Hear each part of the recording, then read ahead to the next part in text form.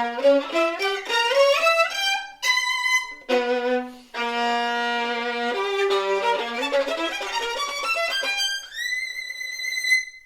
all, happy Thursday. Hoping that you're well. And it is a little cloudy here in Toronto, but also a great day to be able to stay indoors and continue practicing my instrument. And thought I would share this excerpt from the Mendelssohn Violin Concerto, the first page, with you.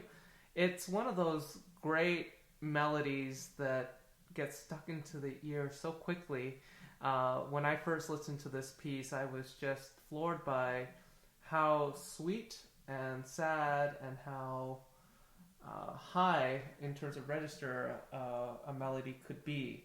And I think that's sort of what I think about when I conceptualize the opening of this concerto. We already have 2 bars of just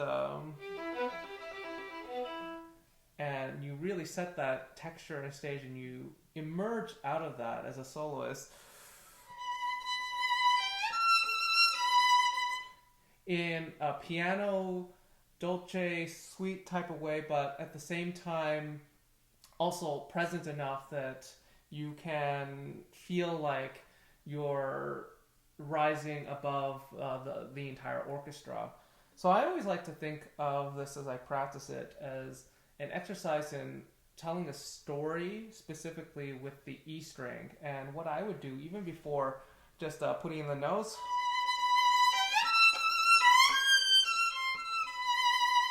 which are just so pleasant and sad at the same time to play, just working on the open E and just trying to figure out if you can create some type of arc or story of evolution that draws the listener in. So I would go,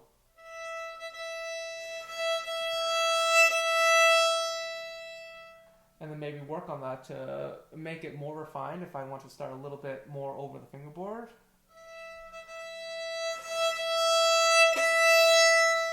And really go to the frog of the bow to feel a sense of arrival. I think that helps when I actually play.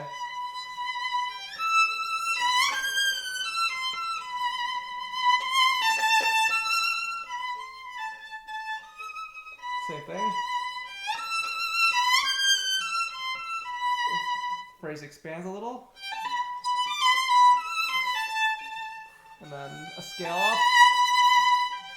Very longing type of scale that feels like it takes almost an eternity to get up to where you need to be. An echo a little. And then that changes again, rises. And this is actually where we start the crescendo. Excuse the intonation. More. Sorry. So really coming to a crisis point when we actually get to that top A. And then we release all that tension with the same rhythm as the opening, but completely different context. And then all these fireworks start going. So I would practice these ones in chunks. The motion is being able to drop your fingers and then lift them again in almost like a circular pattern. So if you're going 1, 2, 3, 2, 1, 2. Just working on that turn and just keeping the hand as loose as possible will make a huge difference. And then just speeding it up a bit more. And doing that with every single little lick. And by the end, I would just do them in fragments. Next one. Next one. Next one. And this is also an opportunity to really work on your direction. Maybe you start a little less. And then more. More. We get to these marcato. Same thing here.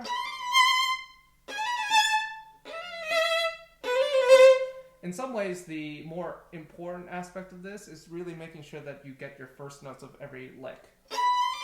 And they speak. D sharp. And then go up. And I like to really come back a little bit because we have to start another line and we're in a more dolce.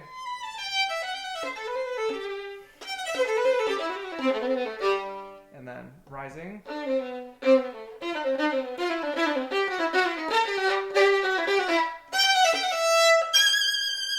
And then your octaves. So really just thinking about the scope of your phrase, you have all these runs that have to build up to sort of mini climaxes and then sort of larger ones as we get to the top of those octaves, for instance.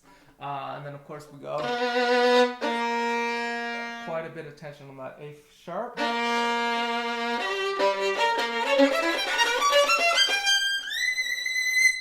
Up to the very top, and of course the orchestra all of a sudden transforms this very sweet and gentle but passionate melody to, and then you're off and running.